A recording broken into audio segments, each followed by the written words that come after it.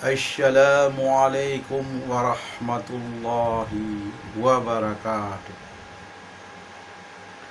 Bismillahirrahmanirrahim. Alhamdulillahi rabbil alamin. Ashhadu an la ilaha illallah wa ashhadu anna Muhammadar Rasulullah.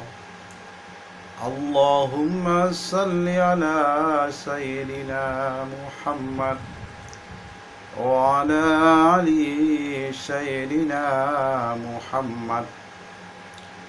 Subhanallah walhamdulillah wa la ilaha illallah. Allahu akbar.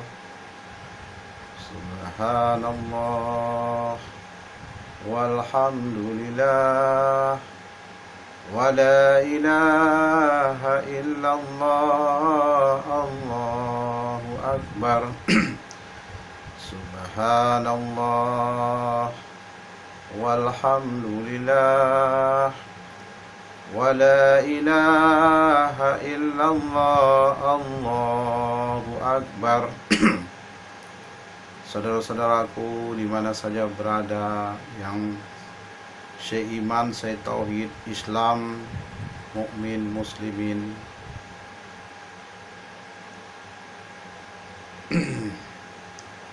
di mana saja berada. Saya orang bodoh, yang sangat bodoh, paling bodoh di dunia di hadapan Allah. Dan saya yang hina, sangat hina, paling hina di dunia di hadapan Allah, akan melanjutkan konten selanjutnya, menyampaikan perkabaran dari langit.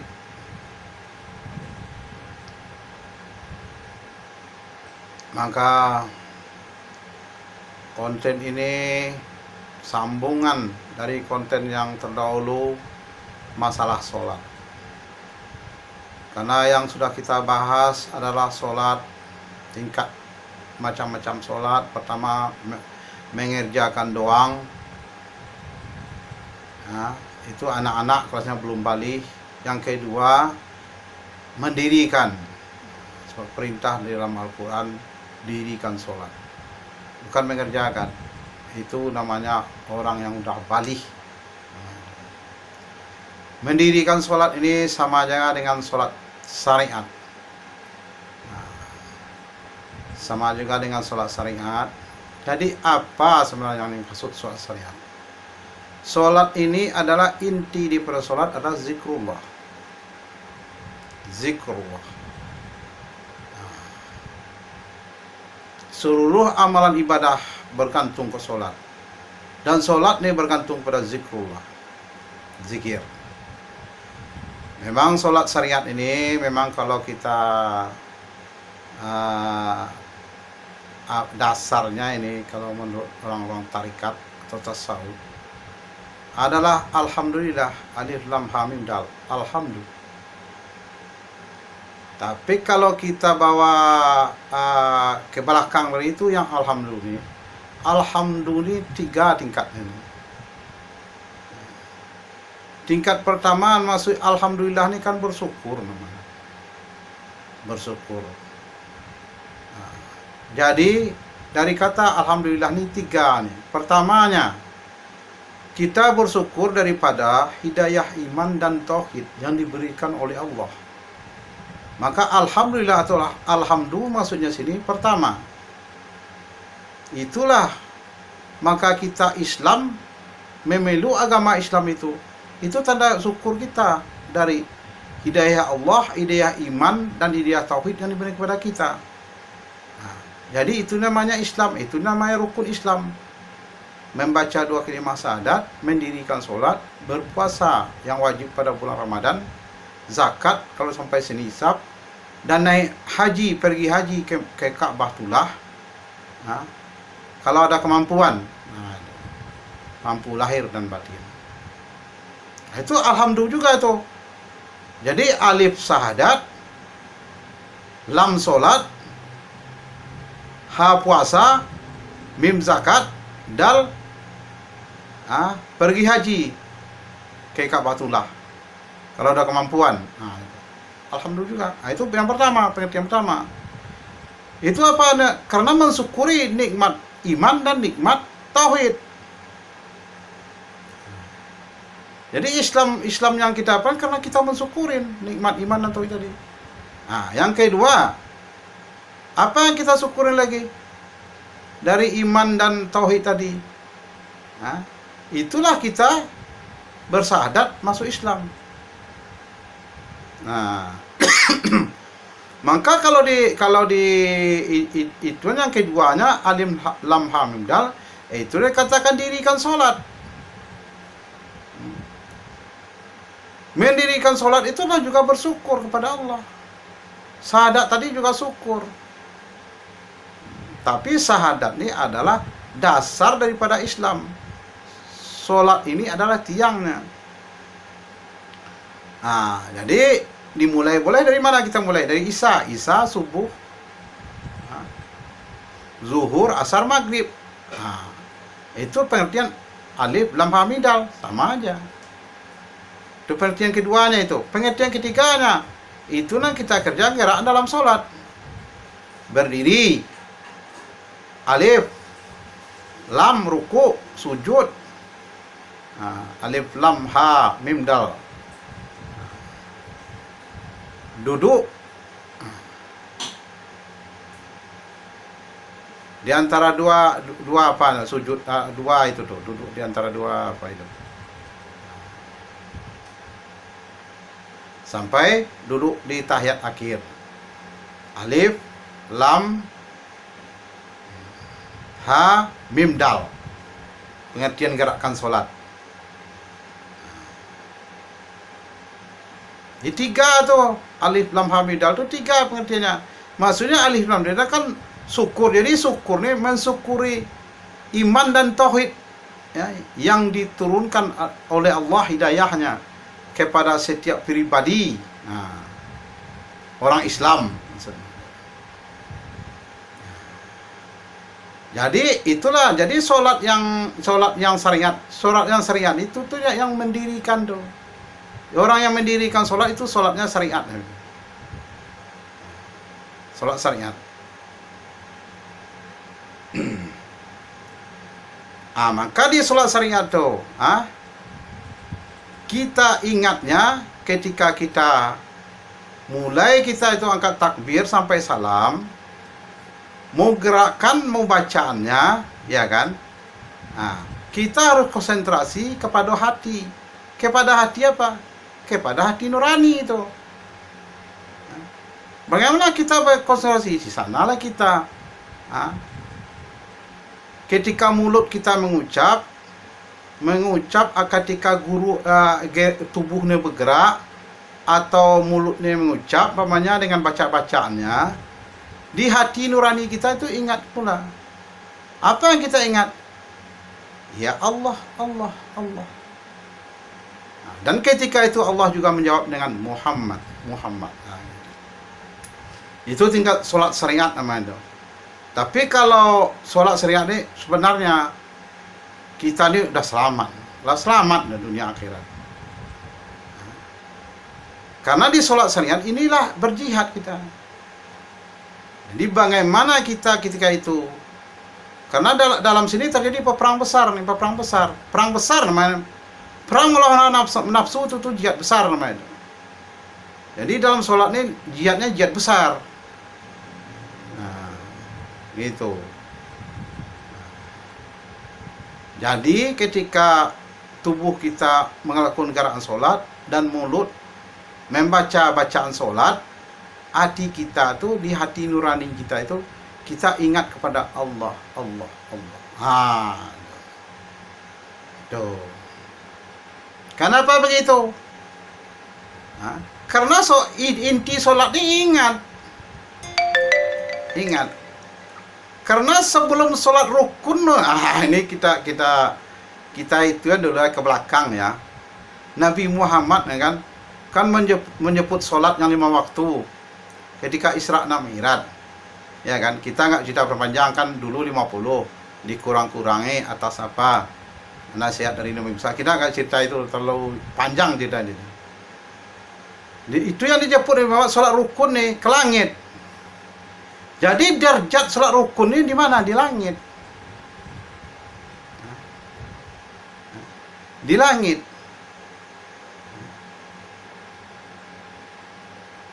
Di langit mana? Bukan di langit diri, enggak. Di langit af'alnya Allah. Langit pengertian secara umum. Rukunnya. Tetapi sebelum Nabi Muhammad menjemput sholat yang rukun nih, sholat yang wajib di hari sehari semalam nih, yang zikirnya udah, inti sholatnya udah ada di hati Nabi Muhammad SAW, udah ada di hati nuraninya. Itu dinamakan di bumi jatuhnya, itu bumi. Di bumi, zikirnya di bumi, zikrullahnya di bumi, di hati kita maksudnya. Jadi yang inti sholat ini di hati kita, di hati.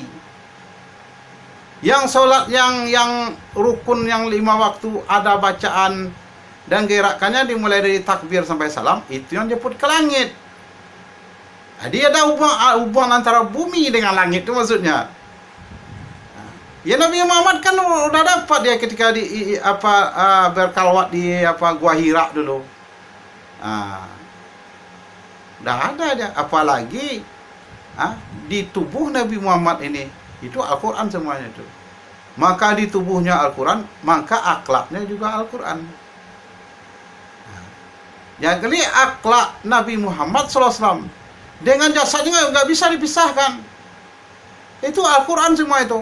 Jadi kok kita bawa nih, malaikat Jibril tuh kan diutus Allah mengantarkan ayat-ayat Allah. Ayat-ayat Al-Quran, firman Tuhan ke Nabi Muhammad, kan dibilang loh, berarti guru Nabi Muhammad ini malaikat Jibril nih. Sebenarnya enggak. Nah, malaikat Jibril itu diutus Allah, tinggalnya ketika dia datang itu bercahaya di tubuh Nabi Muhammad SAW. Itu yang dibaca oleh malaikat Jibril tuh. Udah ada di Nabi Muhammad SAW. Bercahaya ayat-ayat Allah tuh di tubuh Nabi Muhammad, nampak di malaikat Jibril. Itu yang dibilangkan Nabi Muhammad SAW. Itu yang bukan diajar, dikasih tahu. Itu maksudnya, dikasih tahu. Udah ada di tubuh Nabi. Dari tubuh Nabi Muhammad maupun tubuh jasadnya, akhlaknya sama, nggak bisa dipisahkan, nggak bisa dipisahkan. Itu kita bahas ke belakang namanya itu. Kita maju ya ke depan sekarang lagi. Jadi sholat yang orang-orang yang mendirikan sholat berarti udah mendirikan syariat. Udah mendirikan syariat namanya. Udah mendirikan syariat namanya secara keseluruhan. Bukan mengerjakan, mendirikan. Mendirikan sholat berarti mendirikan syariat namanya. Ini yang dinamakan sholat syariat. Belum terikat lagi. Kenapa begitu? Dia antara zikir sama juga dengan mengabdi, artinya sama juga dengan menyembah. Sholat itu bisa dikatakan ingat, bisa. Bisa dikatakan menyembah, bisa. Bisa dikatakan mengabdi, bisa. Jadi yang dikatakan sholat syariat ini adalah apa itu ketika itu? Ketika kalau dinamakan orang yang sholat syariat adalah, atau berdirilah sholatnya adalah af'al Allah nih, perbuatan Allah. Fa'alnya af'al Allah nih, ingat kepada asmanya. Maka ketika itu dia tuh Allah, ingat kepada asmanya bro. Memang ingat kepada asmanya dulu. Tingkat dasarnya gitu. Ingat kepada namanya Tuhan Allah. Sudah kata sholat syariat tuh. Untuk berdiri sholat orang tuh. Untuk apa? Untuk menghadapi gempur-gempuran iblis dan setan-setan yang mengganggu nafsu kita. Mengganggu nafsu kita, mengganggu ingatan kita kepada selain Allah. Maka kita lawan dengan zikrullah. Jadi bacaan dan gerakan-gerakan sholat itu harus dikawal dengan zikrullah. Dengan apa? Dengan asmanya Allah. Asmanya Allah dulu. Memang ketika sholat syariat itu af'alnya, perbuatan Allah itu ingat deh kepada asmanya Allah. Itu yang dinamakan sholat syariat. Kita nggak perlu membahas terlalu panjang lebar lah. Kalau kita bahas panjang lebar, dia susah dipahami oleh orang awam. Susah dipahami. Kita cepat aja, boleh gampang dipahami. Sholat syariat ini adalah af'al, ingat kepada asma. Itu aja. Af'al, ingat kepada asma Allah. Af'al Allah, ingat kepada asmanya Allah. Itu aja. Gampang memahaminya. Gak terlalu berbelit-belit. Kalau orang awam kan susah memahami kalau terlalu banyak benar ininya, macam belok sini. Kita yang gampang-gampang aja. Orang yang mendirikan sholat sama udah mendirikan sholat syariat. Berarti dia itu zikirnya itu zikir, dia af'alnya ini perbuatan Allah, ingat kepada asmanya Allah. Itu yang namakan sholat syariat. Dengan itulah melawan daripada gempur-gempuran iblis dan setan. Sebab iblis dan setan akan mempengaruhi nafsunya ini untuk ingat selain Allah di ketika dia sholat. Tapi dilawannya, itu yang namakan jihad. Jihad itulah yang diberi nilai oleh Allah, bukan kalah menangnya. Orang-orang yang berjihad sudah dijamin Allah masuk surga. Kalau dia dunia belum kiamat, dia ditempatkan di langit dulu. Menjelang kiamat baru di surga. Sudah hari kiamat. Kalau dia meninggal, dia tempatnya di langit, orang berjihad. Terus baru sudah selesai sholat syariat, tingkat kedua, seterusnya apa? Tingkat sholat tarikat. Apa yang dikatakan sholat tarikat? Sholat tarikat itu adalah, ini sholat itu kan ingat sebenarnya intinya itu. Asma mengingat sifat. Nah itu kajinya jelas-jelas aja nih. Jadi gampang dimengerti. Asma Allah tuh mengingat sifat Allah. Ingat. Kan Allah juga semua itu. Tadi fa'alnya Allah juga. Boleh juga bilang menyembah. Fa'al Allah tuh menyembah asmanya. Ingat kepada asmanya. Sama aja. Mengabdi juga boleh. Apa Allah itu mengabdi kepada asma Allah, bisa aja. Ingat juga, kita bawa aja ke ingat. Jadi yang dinamakan sholat tarikat, asmanya Allah itu ingat kepada sifatnya Allah. Nggak ada Allah semua itu, nggak ada kita.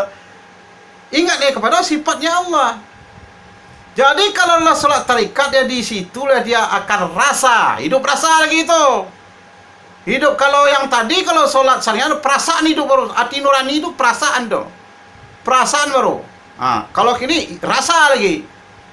Di sanalah dia merasakan sifat wala haula wala quwata illa billah. Mulai dari wudhunya sampai dia mendirikan sholat, sampai selesai, sampai membaca sampai assalamualaikum dia, sampai salam, sampai kadang membaca silsilah dalam sholat subhanallah do, alhamdulillah, Allahu akbar do, yang 33 do. Itu semuanya dikendalikan. Dikendalikan. Siapa yang mengendalikan? Ya sifat Allah tadi yang mengendalikan.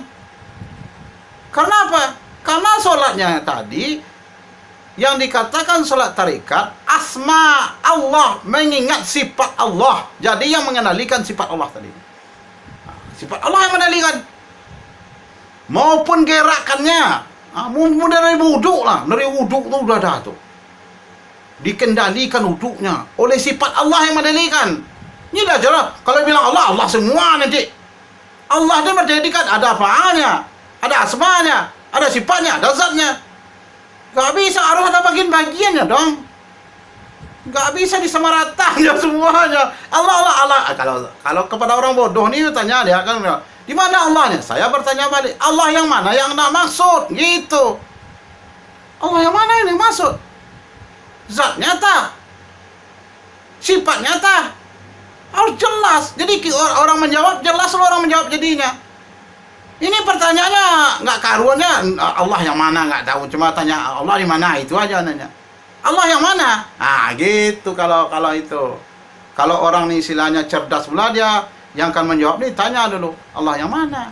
Allah ini ada fa'ilnya, af'alnya, ada apanya, asmanya, ada sifatnya, ada zatnya gitu. Jadi yang dinamakan sholat tarikat adalah asma mengingat, ingat akan sifat asma Allah, ingat akan sifat Allah, itu aja. Jadi rasa yang ada dia rasakan lagi nih. Dia rasa mulai daripada dia wudu sampai berdiri sholat, sampai ruku, sujud, salam, sampai membaca silah kadang tuh dikawal tuh. Yang mengawalnya apa? Yang mengawalnya sifat Allah yang mengawal asmanya tadi. Karena asma itu ingat kepada sifat. Gerakannya dikendalikan oleh sifat Allah. Bacaannya dikendalikan oleh sifat Allah. Enggak ada itu wala haula wala sifatnya. So ini bukan perasaan lagi. Rasa. Itu rasa ada nih. Kita mencari to the point aja, enggak perlu berbelit-belit amat. Susah orang memahami nanti. Susah memahami. Itu yang namakan sholat tarikat. Asmanya Allah, ingat kepada sifatnya Allah. Kalau ini rasa bermain. Orang kalau sampai ke sini dia nih sudah sholat tarikat, itulah dia merasakan wala haula wala quwata illa billah. Tidak ada daya upaya selain izin Allah. Izin Allah dari mana? Dari sifatnya. Dia jelas-jelas nih. Allah semua, Allah ada sifatnya, ada asmanya, ada zatnya. Allah yang mana? Itu. Jadi gerakannya ini, gerakan sholatnya, bacaannya, semuanya dikendalikan oleh sifat Allah.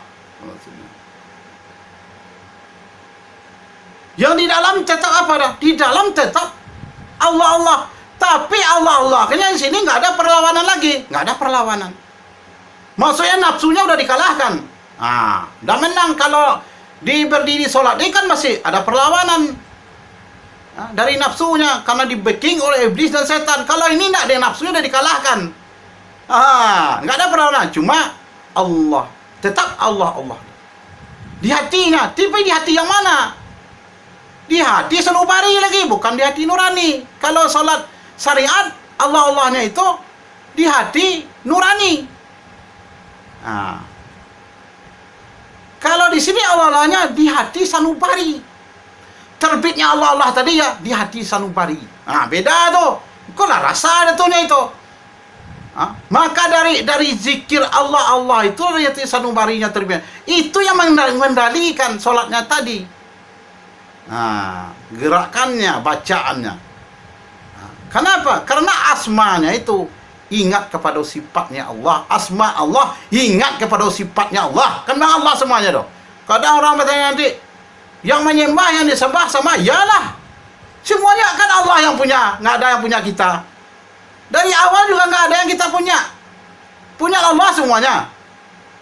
Kepada kitanya titipan doang. Yang menyembah Allah, yang disembah juga Allah samanya, cuma tingkatannya lagi. Lalu pasti yang menyembah kok di bawah tingkatannya pada yang disembah. Itu sama Allah aja. Maka asmanya, kalau sholat tarikat, asma Allah menyembah sifatnya Allah. Jadi kita jelas-jelas menyampaikannya ini. Jadi nggak terlalu berbelit. Kadang orang menyampaikan tasawuf ini terlalu banyak apanya, kata-kata kiasannya. Ini. Orang awam susah memahaminya, itu soalnya. Ini pengajian tahap awal nih, bukan tahap akhir. Tahap akhir lain pula. Ini tahap awal nih, nafsi-nafsi ini. Insan-insan tergantung pribadi-pribadi ini. Ini kan jihad besar. Jihad besar ini tahap awal zaman. Maksudnya melawan nafsu kita sendiri. Jadi seterusnya sholat apa lagi kita tingkatkan? Sholat hakikat lagi, hakikat namanya. Kita masuk tasawuf dikit-dikit, kita kendorkan Kalau dulunya kita kan cerita aja akhir zaman. Akhir zaman tuh jihad terbesar tuh, jihad terakhir tuh. Dan rahmatnya juga terbesar. Ingat tuh, kalau jihadnya terbesar, jihad terakhir, rahmatnya juga terbesar. Bukan pribadi aja yang akan memperoleh rahmatnya, seluruh umat Islam yang ada di dunia ini, maupun yang masih hidup, maupun yang sudah meninggal dunia. Kalau jihad terbesar tuh, kalau jihad besar kan pribadi yang menikmati, insan-insan. Gitu. Masuk kita kepada solat hakikat. Apa pula yang dikatakan solat hakikat? Apa pula yang dikatakan solat hakikat ini? Kita nggak usah terlalu serius-serius amat, santai-santai baik, santai-santai baik. Nggak perlu serius, nggak perlu tegang kita nanti. Santai-santai aja, tapi santai sambil ingat. Itu, gitu dong. Jangan serius sama dong. Pusing nanti jadinya. Santai-santai baik, tapi harus ingat. Ingatnya jangan ditinggalin. Mau serius ingat, mau santai ingat. Ingat kepada siapa? Gitu. Kita lanjut yang ketiga, adalah sholat hakikat. Apa yang maksud sholat hakikat? Sholat hakikat itu adalah sifat Allah, ingat akan zatnya. Maupun ketika sholat yang dijemput oleh Nabi Muhammad ke langit, maupun sholat atau zikir yang dapat di bumi, itu maksudnya. Pada diri, dasarnya kan diri Nabi Muhammad SAW. Aduh. Sama aja itu. Solat yang dijemput Nabi Muhammad Isra Mi'raj di langit itu, dan solat yang ada pada diri Nabi Muhammad itu sama aja, zikir. Tapi apa gunanya solat yang dijemput Nabi Muhammad ke langit Isra Mi'raj? Itu tanda rasa syukur, tandanya kita Islam. Itu tandanya rasa syukur, tandanya kita Islam, ini tandanya pembeda orang Islam non-Islam, itu maksudnya. Itu tanda-tandanya itu. Kenapa ada rukun Islam? Itulah tanda rasa syukur kita kepada Allah yang telah beri hidayah iman dan tauhid. Santai baik, nggak usah serius-serius amat sih. Yang penting ingat.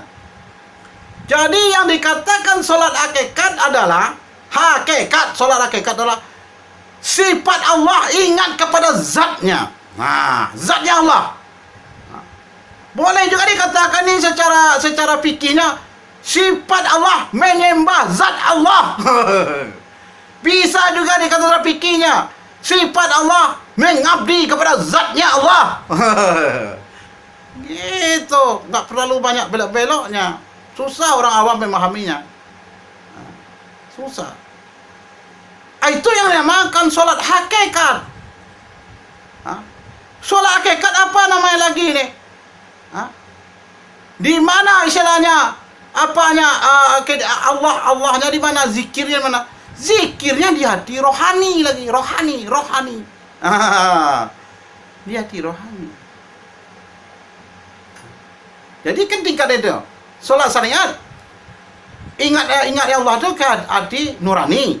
Kalau sholat tarikat di hati sanubari. Kalau sholat hakikat di hati rohani. Tapi bagaimana ini? Rasa juga apa enggak nih? Itu. Bagaimana ini?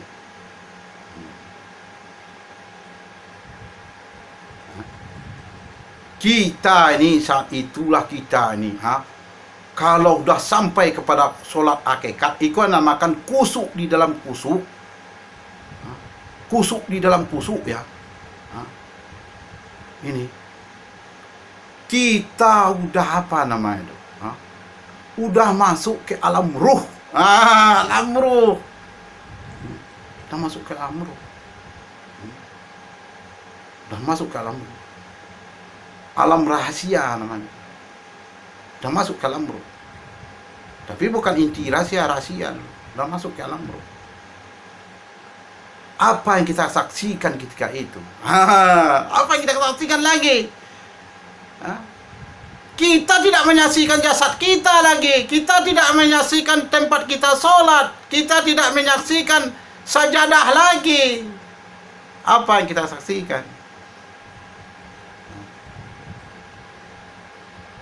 Apa? Di saat itulah, ini zikir ya, bukan di zikir lah. Zikir ketika itu di saat itulah kita bisa melihat diri kita sendiri, diri yang sebenar diri. Diri yang sebenar, bukan diri jasad lagi, bukan rasa. Ketika itu kita melihat diri yang sebenar diri. Diri yang sebenar diri kita ini adalah pancaran dari diri Nabi, diri sebenar diri Nabi Muhammad SAW. Disitulah diri kita ini akan bersama-sama mengingat zat Allah bersama-sama itu. Kita ini kan pancaran doang cuma. Yang inti diri untuk kita sebagai umat Nabi Muhammad, ya Nabi Muhammad SAW lah, diri sebenar diri Nabi Muhammad SAW lah. Jadi kita ini jatuhnya sebagai, ya tetap makmum. Jangan kita pula yang segala macam ini itu. Kita ini makmum doang sebagai umat. Ada induknya lah diri yang sama diri daripada Nabi Muhammad SAW. Itu yang akan jadi imamnya itu Ahmad namanya. Itu yang namakan solat hakikat. Tuna solat hakikat. Maksudnya apa ini solat hakikatnya? Apa maksudnya? Sifat Allah, ingat kepada zatnya. Itu maksudnya. Sifat Allah, mengabdi kepada zatnya. Sifat Allah, menyembah kepada zatnya. Kan sama-sama Allah. Sifat Allah, zat Allah sama aja. Memang aja. Itu aja sebenarnya. Itu yang dinamakan, kalau di tingkat di bawah tadi, solat syariat itu ada mendirikan. Sudah solat mendirikan di bawah, kalau dia solat tarikat lagi di atasnya. Solat tarikat itu solat kusuk. Di atas solat tarikat, solat hakikat. Solat hakikat di dalam kusuk, Gitu. Jadi bagaimana dengan solat makrifat? Makrifat lagi nih. Bagaimana dengan solat? Sebenarnya kalau solat makrifat enggak solat namanya. Enggak solat. Enggak lagi. Itu kan dinamakan pana. Dengan pana kenapa? Lenyap sifat tadi. Yang berdiri cuma zat itu yang dinamakan pana. Kan ada solat situ lagi. Sifat ni lenyap. Tapi boleh juga dikatakan solat pana. Boleh aja lah.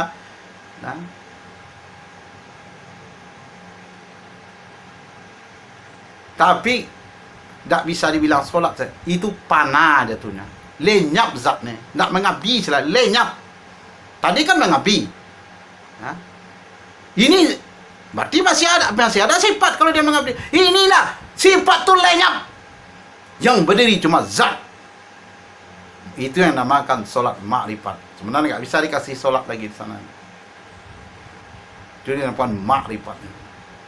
Berdiri zat. Udah sampai di sana. Udah selesai itu. Udah selesai. Kalau sampai ke tingkat itu udah selesai.